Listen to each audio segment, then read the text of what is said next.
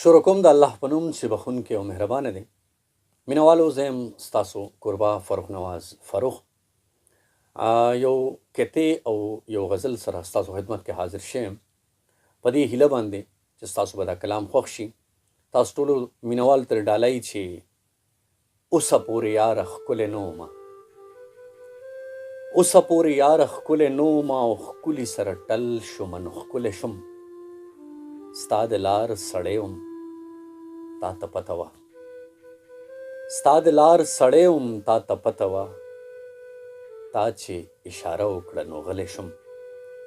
اوسه پورې یاره ښکلی نه ومه، ښکلي سره ټل شومه نو ښکلی شم.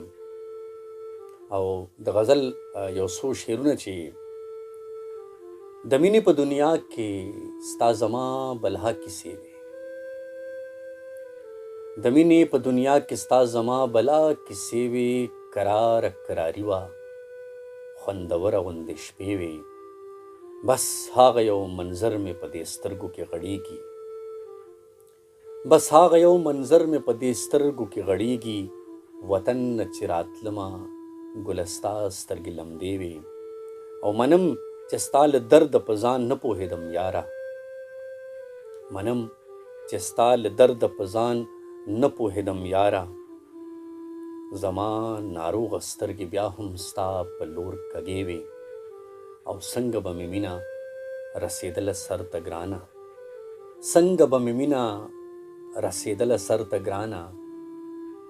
ما پسې د کلي د مالت د خلکو خولې وې.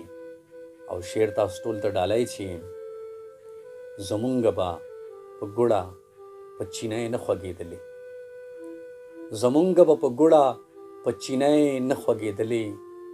جانانه ستا د کور به د نلکي اوبه خوږې وې. دا شکر د چې راغلې په وجود کې مې ساه راغله، دا شکر د چې راغلې په وجود کې مې ساه راغله. فروخه بې له تا نه مې د ژوند لمحې ترخې وې. زمونږ به په ګوړه په چینی نه خوږېدلې. جانانه ستا د کور به د نلکي اوبه خوږې وې. ستاسو ټولو یو جهان مننه چې چېرته اوسئ ښاد آباد خوشحاله او بریالي اوسئ. د لوی الله پامان.